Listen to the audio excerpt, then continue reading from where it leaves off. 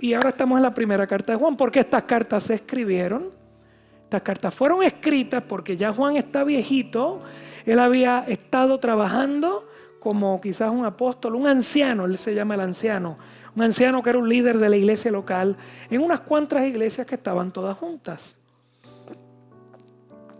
En el tiempo antiguo la administración a la iglesia era igual que hoy. Los pastores ancianos que ministraban consistentemente a la congregación como estamos hoy. Usted viene, yo le predico. Pero también había predicadores itinerantes que iban de lugar en lugar predicando y evangelizando. Y habían llegado unos predicadores a las iglesias de Juan, pero habían comenzado a predicar otro evangelio, o un evangelio dañado, o un evangelio adulterado. Comenzaron a hablar en contra de la persona de Jesucristo, a cambiar el entendimiento que los apóstoles habían traído a la iglesia. Yo quiero que usted entienda que estamos hablando del año 60, el 80, algo así, después de Cristo. Cristo muere a los 30 más o menos. Así que está hablando que en menos de 4 décadas la iglesia ya tenía problemas de herejía. Todavía algunos apóstoles estaban vivos y ya había problemas de herejía. Pablo escribe de eso. Pedro escribe de eso. Judas, el que no se ahorcó, escribe de eso. ¿Ok? Así que a los 30 años de Jesús morir ya había herejías corriendo por la iglesia. Ya había malos entendimientos de la doctrina. Y Juan está viejito y ve esto, así que él escribe una carta. La segunda y la tercera eran cartas personales, pero esta ya es un sermón. Es un desarrollo un poco más completo de ciertas cosas que la iglesia tiene que escuchar porque la iglesia estaba confundida. Ya gente había venido, había predicado ciertas cosas, habían convencido a algunos de la congregación y ya en este momento se habían roto. La iglesia se había dividido. Es por eso que Juan, al parecer, no pudo ir a visitarlos y tuvo que terminar escribiendo un sermón largo. Porque los que quedaron acá están confundidos, aquellos se fueron. ¿Quiénes están bien? Estos hermanos que vinieron a predicar, ¿será que ellos conocen más que Juan? ¿Que han desarrollado mejor su doctrina? Y nosotros estamos aquí con cosas viejas y hay una nueva, cada vez que usted escuche eso, por favor huya, una nueva revelación. Y en esa confusión Juan les escribe. ¿Ok? Hoy, recuerda que hemos ido corriendo diferentes cosas que Juan va trayendo cada vez que él quiere traer un punto y quiere atacarlo, nos los presenta y nos dice cuál es el error y cuál es la verdad. Ya estamos en el capítulo 2, en la última porción, y ya Juan va directito en contra de la herejía que esta gente estaba predicando. Lo va a repetir un poco más adelante, la carta se repite en 2 ocasiones, así que me escucharán predicándolo otra vez o dándole otro giro, pero tiene que ver con lo mismo. Ahora él va directamente a las herejías que habían estado rondando la iglesia, para hacer una clara distinción entre lo falso y lo verdadero. Vamos conmigo, 1 Juan 2, vamos primero el 18 al 21, dice así. Hijitos, ya es el último tiempo. Y según vosotros oísteis que el anticristo viene, así ahora han surgido muchos anticristos. Por esto conocemos que es el último tiempo. Salieron de nosotros, pero no eran de nosotros. Porque si hubiesen sido de nosotros, habrían permanecido con nosotros. Pero salieron para que se manifestase que no todos son de nosotros. Pero vosotros tenéis la unción del Santo y conocéis todas las cosas.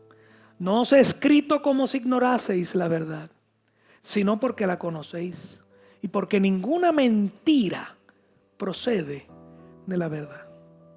Juan comienza alertando aquí a la iglesia que están en el tiempo del fin. Les dice, este es el tiempo que ustedes viven. ¿Ok? El tiempo del fin. Eso no es. Quita eso de ahí. Ok, eso sí es. Sorry.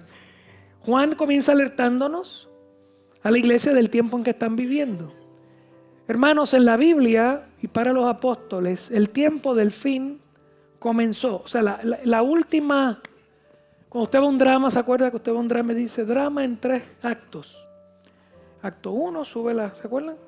Súbela, súbela, ¿cómo se llama la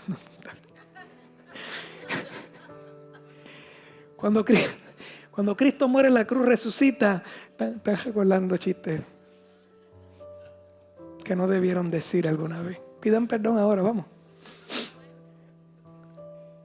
Y cuando Jesús muere en la cruz del Calvario, resucita y asciende al cielo, es el último de los actos de Dios. Estamos en el último acto del tiempo. Dice, pero lleva 2000 años, sí, no hay problema. Para Dios 1000 años es como ¿qué? Como un día. No ha pasado nada desde que Cristo murió en la cruz. Para nosotros es un montón, para Él no. ¿Me entendió? Desde el momento en que Cristo asciende al cielo, estamos en los últimos días. Los apóstoles lo entendían así. Cada generación cristiana entiende, yo estoy en los últimos días, porque cada generación ve las cosas como están y dice, wow. La realidad es que hay gente que ha pasado diferentes tribulaciones y tiempos duros en sus épocas. ¿Okay? Pero nosotros estamos, desde el día que Cristo ascendió hasta que Él regrese en las nubes, estamos en los últimos días. Y Juan entonces le dice, y nosotros estamos en ese tiempo, los está alertando. Escuchen que ya comenzó este periodo que es de los últimos días antes del regreso de Cristo cuando aparezca en la cruz. Hay un peligro en este tiempo.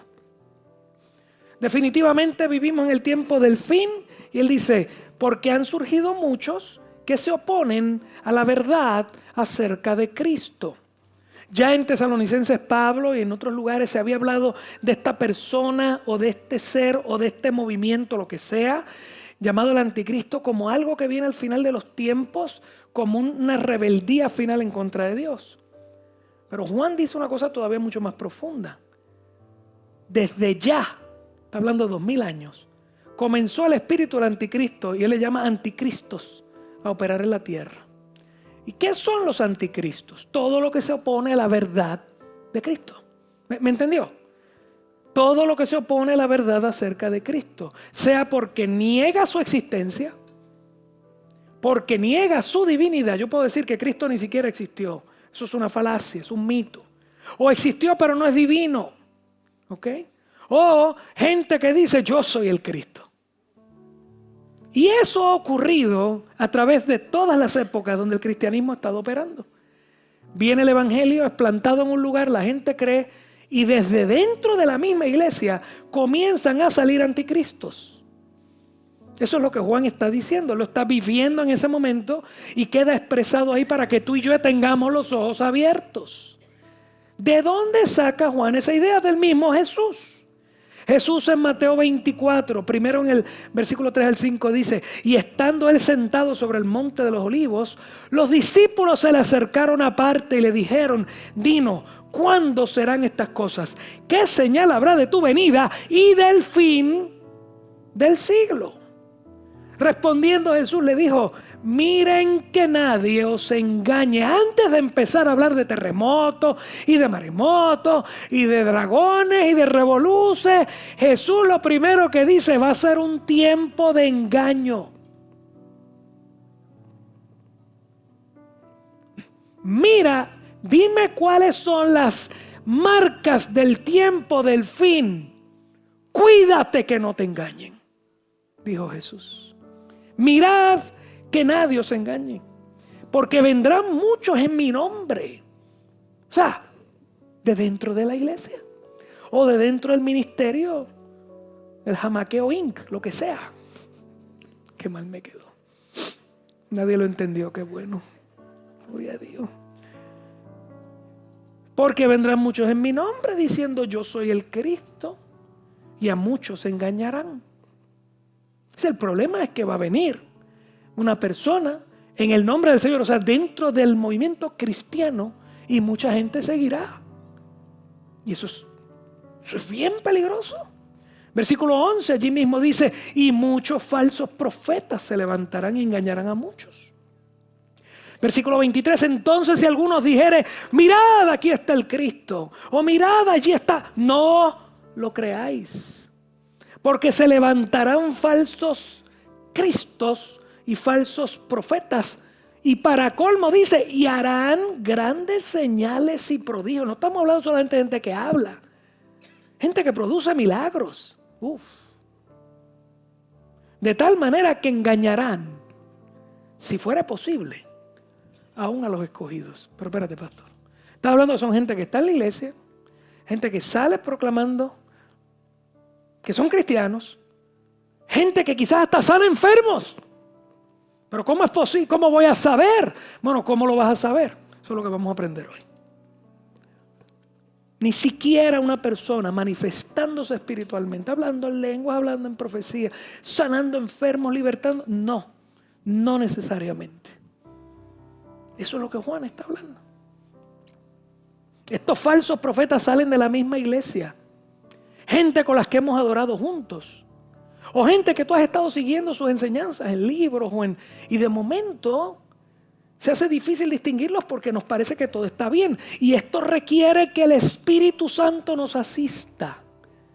La unción de Dios sobre nosotros, que es el que nos enseña todas las cosas con claridad.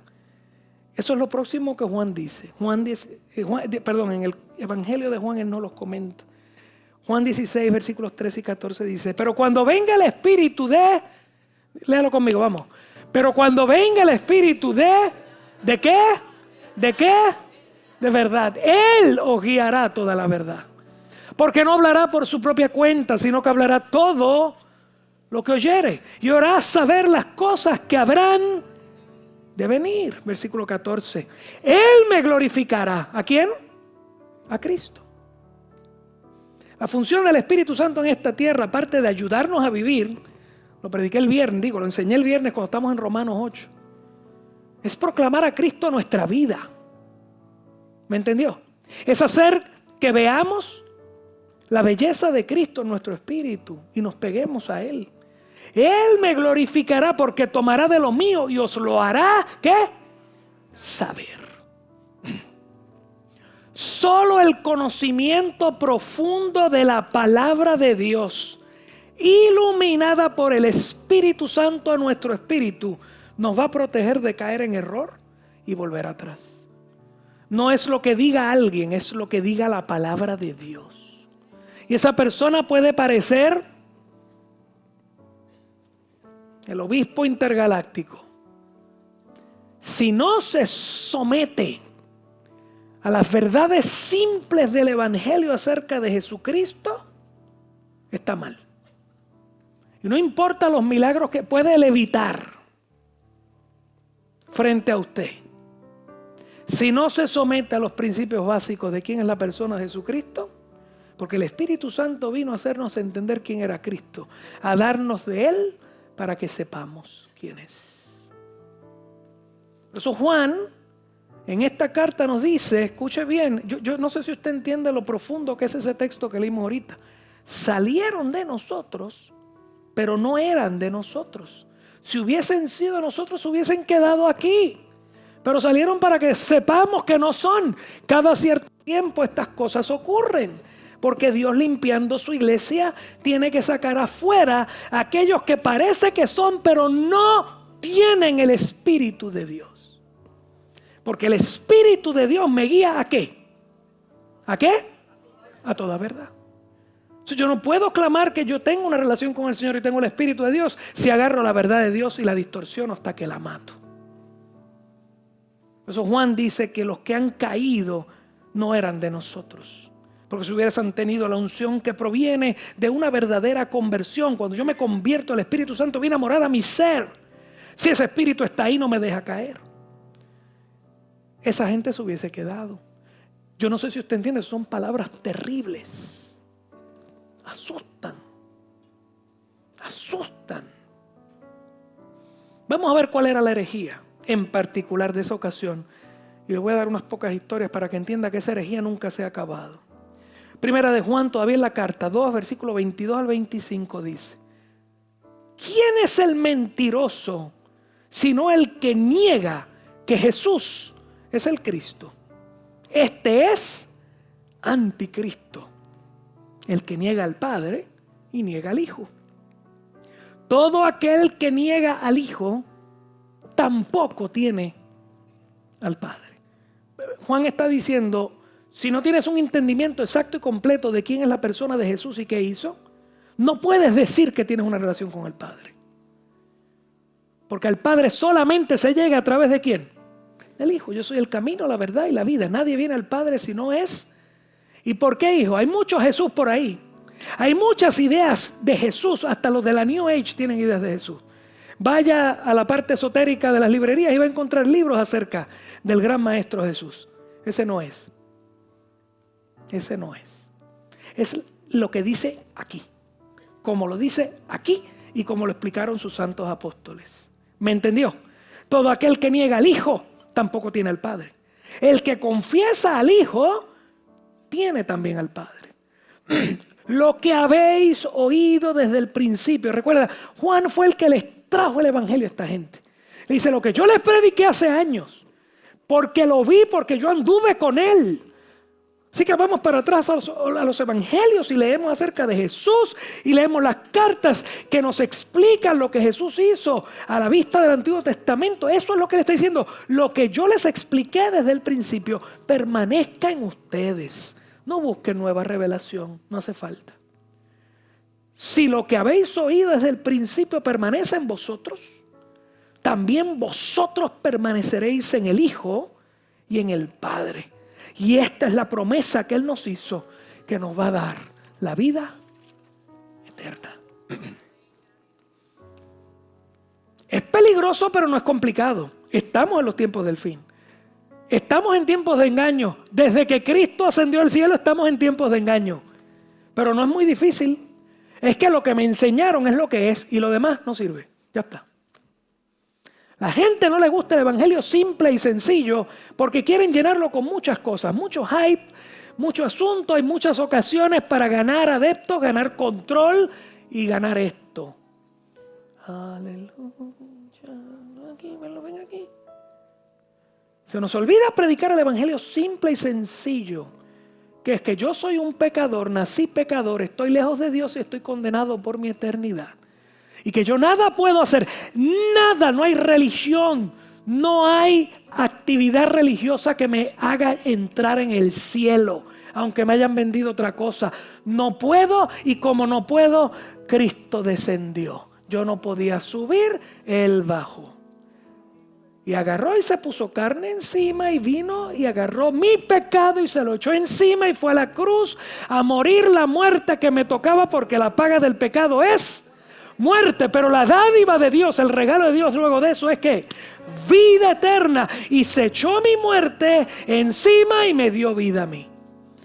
Y la Biblia dice, todo aquel que crea esta historia, sí, yo creo en Jesús. No, tienes que creer la historia desde el principio, que tú eres un pecador, que tú tienes un problema, que tú no tienes manera de ser bueno delante de Dios y que la única forma es escapar a través de creer en Jesucristo y lo que hizo en la cruz del Calvario.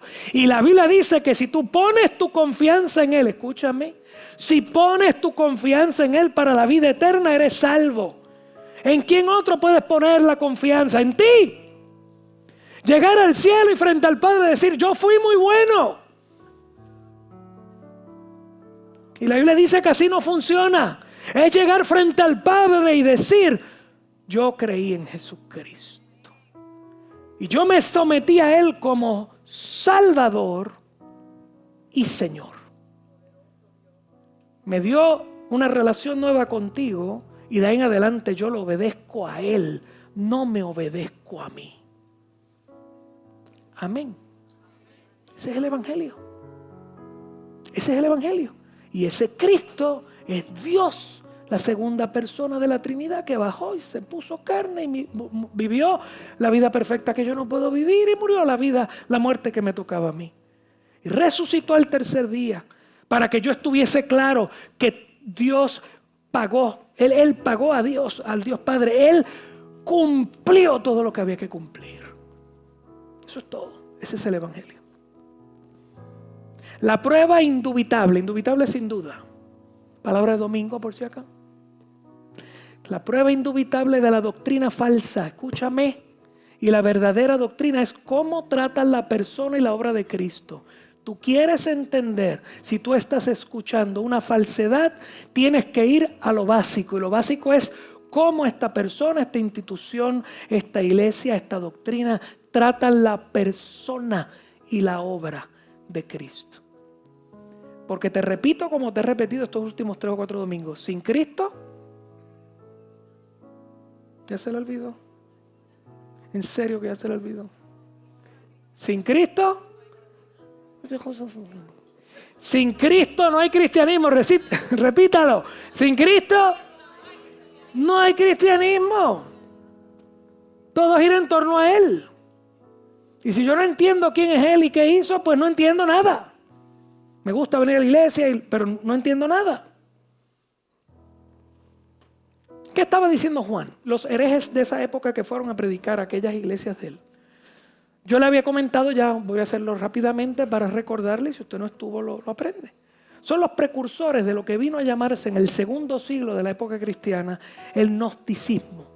¿Okay? Gnosticismo era una gente que entendía que tenían un conocimiento mucho más profundo que los cristianos plebeyos. Ellos habían conseguido cosas ocultas en esta Biblia, códigos y números y revoluciones. Básicamente eran unos hechiceros cristianos, si usted quiere, ¿ok? Y entonces ellos sabían mucho más. En el tiempo de Juan ya estas ideas habían comenzado a moverse. Y lo primero que ocurrió, que usted lo ve ahí en la carta, es que comenzaron a negar la encarnación del Hijo de Dios. Empezaron a negar que Jesús era el Hijo de Dios encarnado. ¿Ok? ¿Me estoy explicando? El milagro de que Dios entró en el vientre de una mujer, pero era el Hijo de Dios. Eso es un milagro. Nosotros decimos y creemos, y la doctrina bíblica dice que no fue José el que preñó a María. ¿Ok? Y olvídense de la palabra ahora, que Dios puso esa semilla ahí. Es el Hijo, la segunda persona de la Trinidad, hecho hombre. Esta gente empezó a negar que Cristo era encarnado. ¿Por qué? Porque en esa época había un concepto en el mundo greco-romano, un concepto filosófico que se llama dualismo. Una división entre lo espiritual y lo material. Platón y Aristóteles, los dos trabajaron este asunto de diferentes formas. Y era la manera en que ellos entendían su realidad. Ellos decían que lo material, lo físico, esto es malo. Esto es una cárcel donde nos metieron, que lo que es bueno, puro, es lo espiritual. Y tú y yo somos gente que estamos metidos en este cuerpo, pero si aprendemos por algún conocimiento profundo a liberarnos de este cuerpo y a llegar al mundo espiritual, ahí estaremos bien. Vas al hinduismo, es lo mismo. Y a todos lugares la misma cosa, es la misma idea. Que el ser humano puede, por su comportamiento y por su inteligencia profunda, lograr salirse de esta existencia y llegar a ser como un Dios. By the way, eso fue lo que le dijo Satanás a la mujer en el Edén. Con que Dios les ha dicho que no coman de ese árbol, si es que Él sabe que si comen de él serán como Él. Si usted va a cualquier religión pagana, siempre la religión pagana está hablando de diferentes ciclos, diferentes maneras de tú ir creciendo y mejorando hasta que te conviertes en un Dios. La religión cristiana verdadera dice que el único Dios es el que servimos. Y nosotros somos criaturas. Él es Dios, nosotros no. Y soy criatura y seré criatura toda la vida. Esa distinción es importante. Y cuando en el cristianismo se meten estas ideas, eso comienza a dañarse. Y vas a encontrar sectas llamadas cristianas que tienen las mismas ideas. Las mismas formas de automejoramiento. Yo no necesito automejoramiento. Escúchame. Yo no necesito automejoramiento. Yo necesito nacer de nuevo. Dale un aplauso al Señor.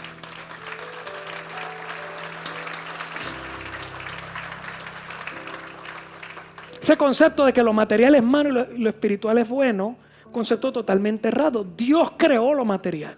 Génesis 1 y 2, Dios hizo la tierra, el cielo y hizo al hombre y dijo que todo lo que había hecho era ¿qué? Bueno. El pecado dañó lo bueno y Dios viene a restaurarlo. Si no te has dado cuenta, tú no vas a pasar la eternidad con dos alitas en una nube. Tú vas a pasar tu eternidad con Cristo aquí. Porque es un cielo nuevo y una tierra nueva con unos cuerpos glorificados, como dice Romanos 8, Pablo. Dice a los que santificó y a estos glorificó. Cielo nuevo, tierra nueva. Nosotros volvemos al Edén. Volvemos a estar en un lugar donde no hay distinción entre el cielo y la tierra, donde Dios y el hombre están juntos y hablan juntos y disfrutan por la eternidad. Y no vas a estar en una hamaca tomando piña colada porque vienes a trabajar. ¿Qué? Dios es un Dios que trabaja, Dios es un Dios que crea, eso jamás se acabará. Y tú y yo estaremos trabajando y creando con Él por la eternidad. No les gustó. No hay seguro social cristiano. No lo hay. ¿Ok? Pero te va a gustar. Tranquilo. Pastor, usted me ha dañado la idea del cielo que yo tenía. Bienvenido a la realidad. Todo es bueno. El pecado lo dañó y Dios lo va a restaurar. Pero esta gente decía que esto era malo y había que salir de aquí y llegar a otra entidad, a otro espacio. El hinduismo dice lo mismo y otros son iguales. Bien. Por eso, según esta gente, era imposible, como lo material es malo, lo físico es malo y lo espiritual es bueno, era imposible que el Hijo de Dios se metiera en un cuerpo humano, porque un cuerpo humano era malo.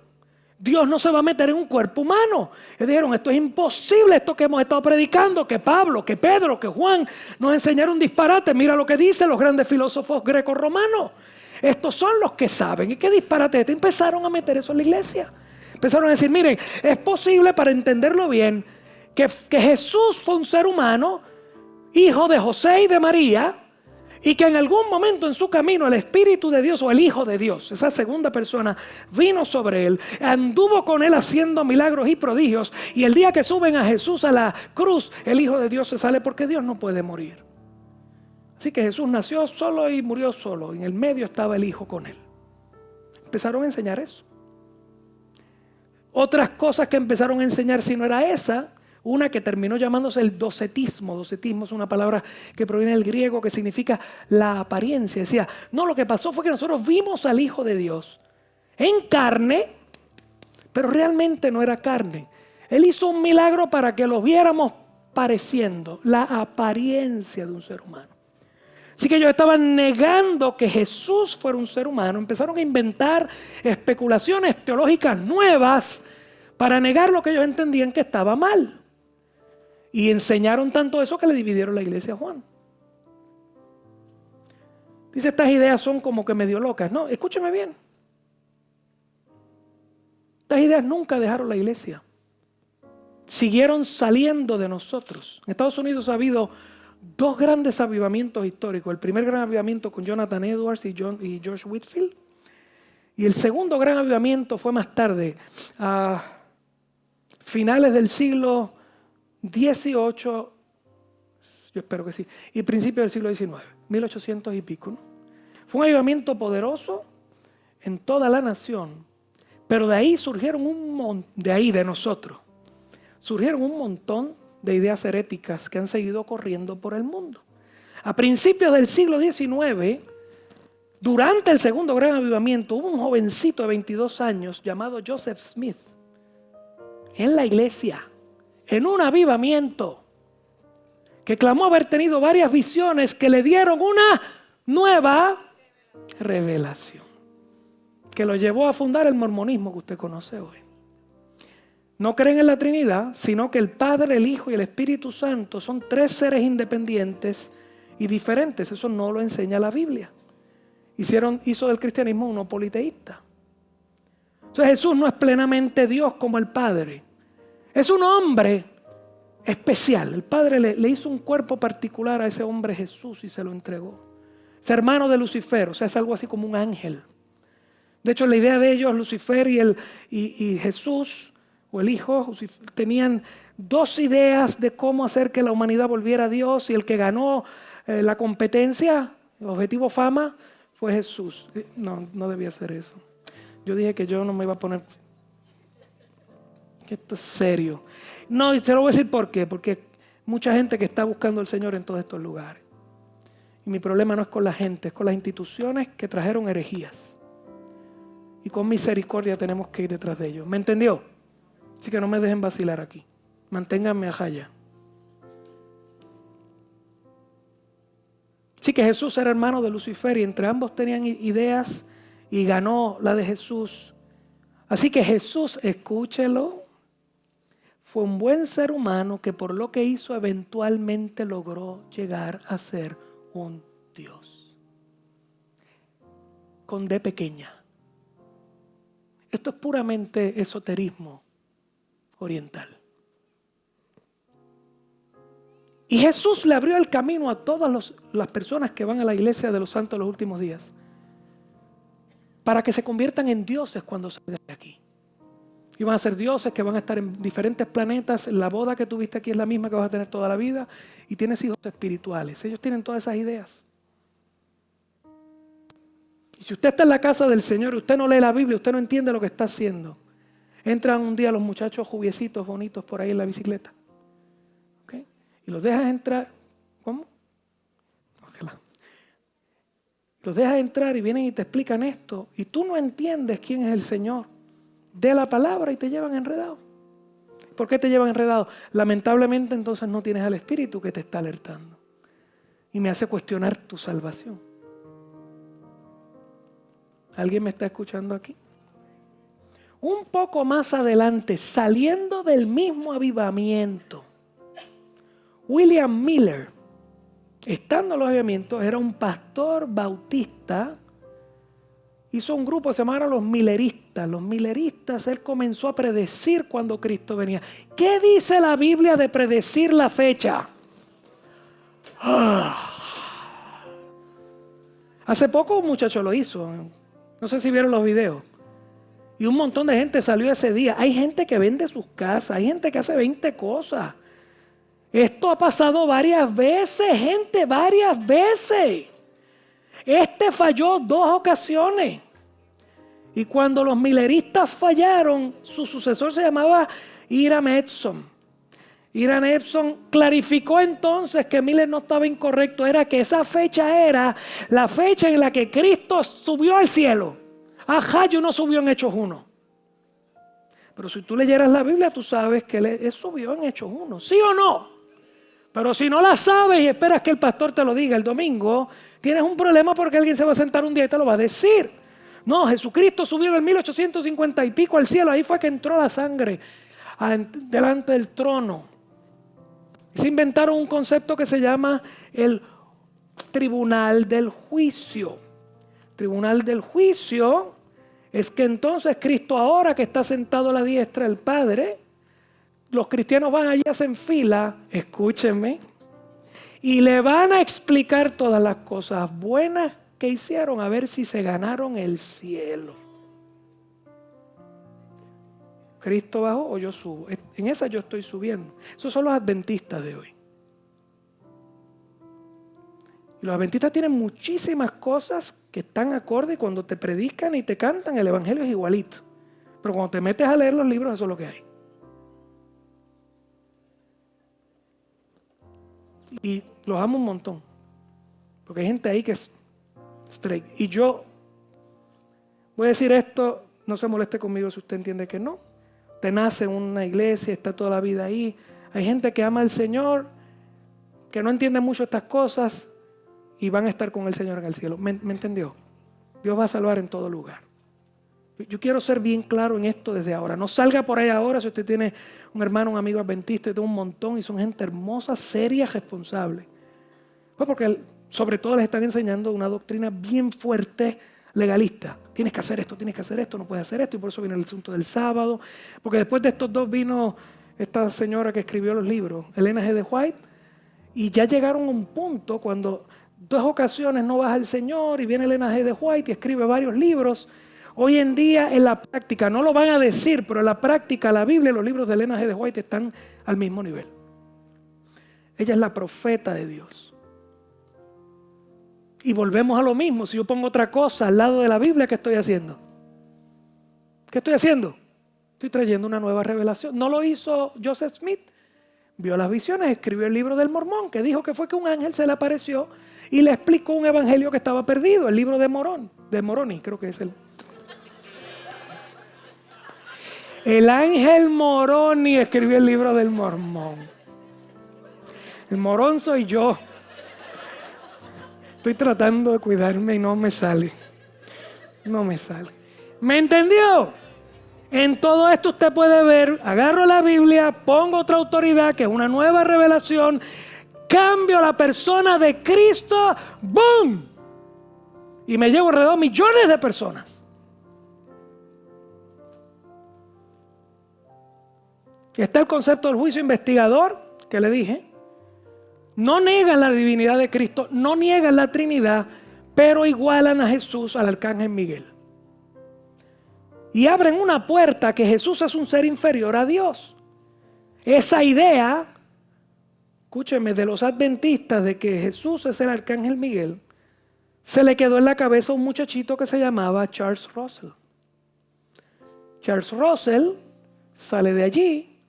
Hay un movimiento bien fuerte a finales del siglo XIX de estudio bíblico en toda la nación.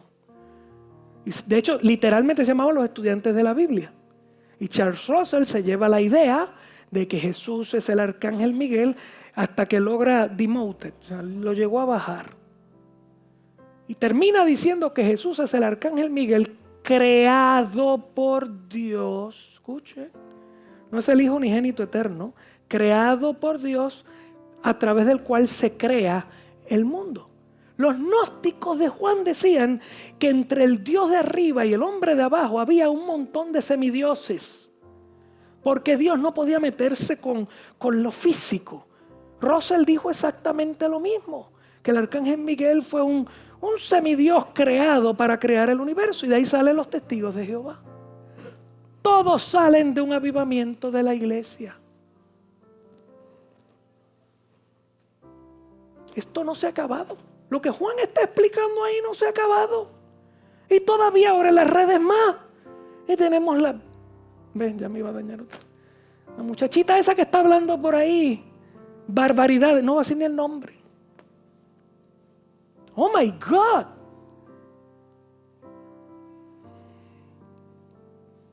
Escúchame bien. Todas estas ideas que salen hoy no son nuevas, todas salieron en los primeros 3-4 siglos de la era cristiana. El arianismo, el docetismo, y hay 20 nombres más.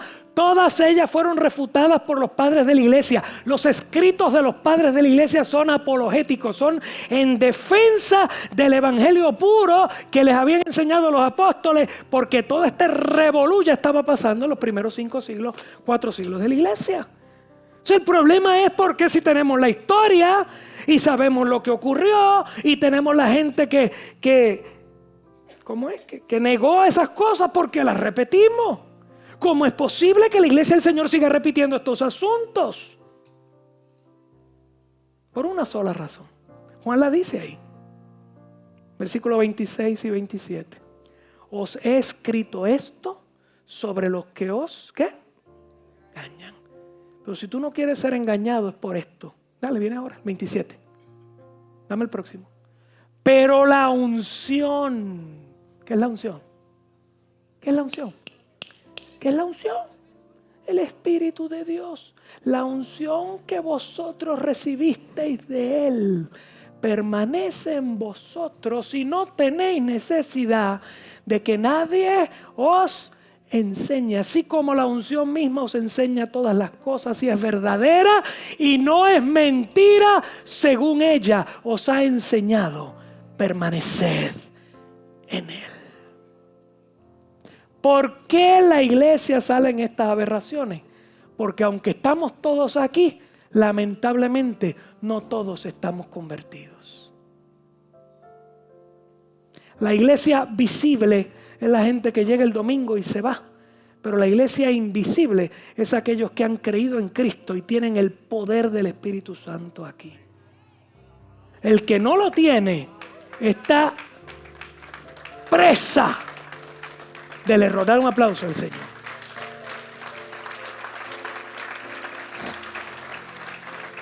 Mi función es alertarte. Como decía Pablo, coteja si estás en la fe. Coteja a quién tú has creído, qué tú has creído y qué hay en tu corazón. Hemos estado estudiando Romanos los viernes, los que han venido se lo han disfrutado. Y dice que el Espíritu mismo da testimonio a nuestro espíritu que somos hijos de Dios. ¿Y por qué sabemos que somos hijos de Dios? Porque somos guiados por Él. Ya no podemos vivir como nos da la gana. Pero si tú estás aquí y tú no sabes a qué te convertiste y no sientes nada en tu corazón, yo necesito que corras a Cristo hoy. El verdadero cristiano tiene la palabra de Dios que tiene que ser estudiada consistente y diligentemente de manera personal. No es que yo vengo aquí a enseñártela. Escúchame. Pero también es explicada por maestros ungidos y yo estoy ungido para esto. ¿Cómo tú lo sabes? Pues porque vas a la Biblia y lo que yo te digo, ves que está ahí. By the way, por eso ponemos los textos aquí.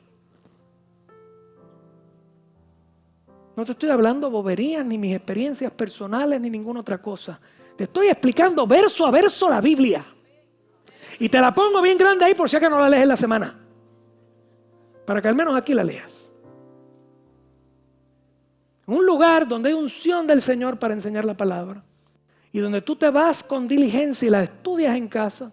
Y haces las preguntas correctas. Y luchas con ella. Escúchame bien. Ese es un sitio.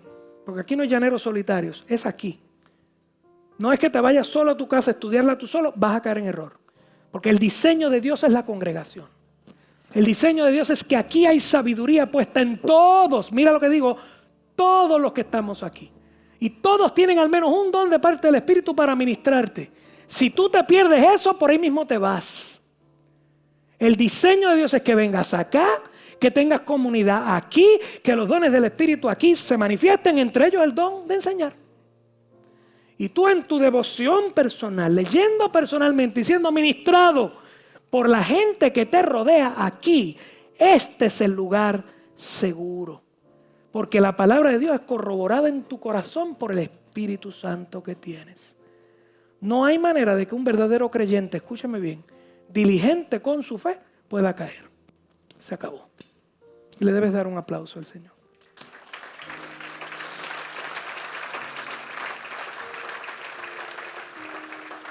Juan va a concluir esta parte exhortándole a la iglesia a que sean cuidadosos, que permanezcan en Cristo. ¿Qué quiere decir? En su doctrina, en su verdad. No sea que Cristo aparezca en las nubes y tengamos que huir avergonzados porque permitimos herejías y pecados morar en nuestro corazón. Te voy a dejar con esos dos textos y oramos al Señor. Y ahora, hijitos, versículo 28. Léalo conmigo todo el mundo, vamos.